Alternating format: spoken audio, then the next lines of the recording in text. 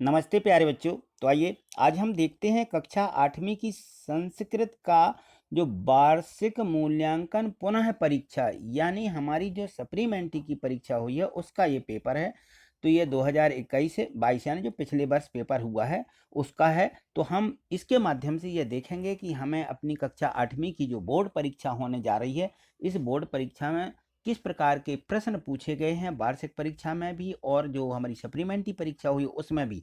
तो इससे अनुमान लगाया जा सकता है, क्योंकि इस परीक्षा से यह पता चल जाएगा कि जो हमारे प्रश्न हैं एड ग्रेड में से किस प्रकार से पूछे गए, बुक में से कहाँ से पूछे गए हैं, यह सारी जानकारी इसके माध्यम से हमें मिल जाएगी। तो यहाँ देखें, तो यहाँ जो हम रहते हैं, विद्यार्थी रहते हैं, उनको अपने यहाँ अनुक्रमांक यानी रोल नंबर लिखना है अंकों में और शब्दों में, जैसा कि यहाँ यह बताया गया है कि अनुक्रमांक जैसे ये लिखा है तो इसके अनुसार हमें अंकों में यहाँ पे लिख देना, एक एक खंड में एक एक अंक, और शब्दों में भी प्रत्येक खंड में जो हमारा अंक है उसका ही हमें शब्दों में लिखना है। और यहाँ देखें तो शाला का यहाँ पे नाम लिखा जाएगा और शाला का यहाँ डाइज कोड, परीक्षा केंद्र का नाम और यहाँ परीक्षा केंद्र की जो रहती है दिनांक लिखी जाएगी। ठीक है, अब यहाँ देखिए, यहाँ से पेपर पर कार्य प्रारंभ होता है और यहाँ लिखा हुआ है यहाँ से वर्कशीट पर कार्य प्रारंभ करें। तो ये संस्कृत का पेपर है, इसमें लिखा है प्रश्न बहुविकल्पीय प्रश्न वर्ण 1 से 10 तक के प्रश्न दिए गए हैं जो कि बहुविकल्पीय प्रश्न है। सबसे पहले इसमें भी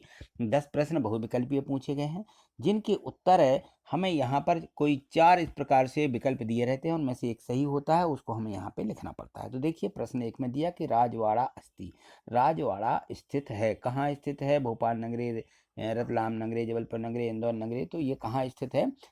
इंदौर नगर में। ठीक है ना। तो इस प्रकार से हमें प्रश्नों के उत्तर यहाँ पे देना है। मित्र से इसमें इत्यस्मिन् शब्दे विभक्तिहा अस्ति, तो मित्र से जो शब्द है इसमें कौन सी विभक्ति है ये छांट करके हमें दिया गया है इसमें। तो देखिए ये जो प्रश्न हैं हमारे पाठों में से ही आए हुए हैं, तो इनको यहाँ पे हम देखेंगे।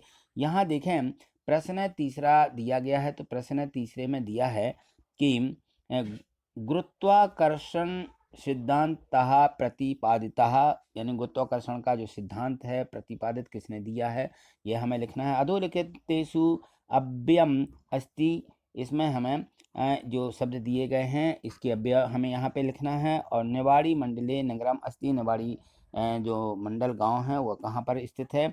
इसमें देखिए उदय समय सूर्यस्य वर्णः भवति, अद्यत्योपोषकः पदे संधिः अस्ति। इस प्रकार से ये प्रश्न इसमें दिए गए हैं। 8वां प्रश्न दिया गया है, देखिए 9वां प्रश्न दिया गया है मनसा सततम। तो इस प्रकार से ये जो 10 प्रश्न यहाँ पे बहुविकल्पीय प्रश्न दिए गए थे, इनके उत्तर हमें यहाँ पे एक खाली जगह पर लिखना है। ठीक है ना। और यहाँ से देखिए लघुत्तरीय प्रश्न शुरू हो जाते हैं 11 से 20 तक के, यानी 10 प्रश्न इसमें भी लघुत्तरीय प्रश्न दिए गए हैं, जो कि हमारे प्रत्येक प्रश्न एक 3-3 अंक का रहेगा। तो यहाँ पर 10 प्रश्न दिए गए, 30 अंक के होंगे। प्रश्न 11 देखो, चित्रकूटे का विश्वविद्यालय अस्ति, यह पूछा गया है। भूमधार धार जलप्रपात कुत्र अस्ति, तो भूमधार जलप्रपात कहाँ स्थित है, तो हमें यह बताना है। तो इस प्रकार के जो प्रश्न हैं हमें यह देखना है कि ये जो प्रश्न हैं ये हमारी बुक में से आए हैं कि जो एड ग्रेड बुक है उसमें से कितने प्रश्न पूछे गए हैं। यहाँ प्रश्न 13वां देखिए, 14वां देखिए, 15वां प्रश्न इसमें दिया गया है, 16वां, 17वां, ये सब प्रश्न यहाँ पे देखें तो ये अधोलिखित संख्या संस्कृत शब्देशु लिखत, यहाँ इनके हमें संस्कृत में जो है यहाँ पे हमें लिखना है, जो यहाँ पे संख्या दी गई है। तो इस प्रकार के प्रश्न जो हमारे इसमें हैं पुनः परीक्षा यानी सप्लीमेंट्री परीक्षा में भी पूछे गए हैं और वार्षिक परीक्षा में भी पूछे गए थे। यहाँ देखें प्रश्न 18वां दिया गया है, तो इसमें दिया है, यहाँ देखिए प्रश्न 18वां दिया है, प्रश्न 19वां दिया गया है, प्रश्न 20 दिया है। तो इस प्रकार के जो प्रश्न पूछे गए हैं, यहाँ देखो पाठ्यपुस्तक एक श्लोकम लिखत, एक श्लोक भी आया है। इस प्रकार से वार्षिक परीक्षा में भी एक श्लोक पूछा गया था जो आपने याद किया है। तो इस प्रकार के यहाँ प्रश्न पूछे गए हैं। प्रश्न यहाँ पे देखिए 21 से 24 तक की। अब ये जो 21 से 24 तक के जो प्रश्न दिए गए हैं, ये प्रत्येक प्रश्न इसमें से 5-5 अंक का पूछा गया है, दीर्घोत्तरीय प्रश्न है।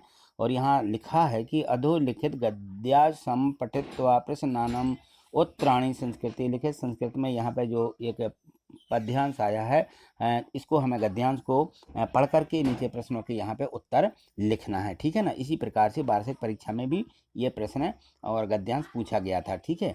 तो यहाँ देखें प्रश्न 22 में है कि यहाँ पे एक श्लोक दिया गया है, श्लोक में से जो प्रश्न बनते हैं, ठीक है, अधोलिखित पद्यानाम पठित्वा प्रश्नानाम उत्तराणि संस्कृते लिखित।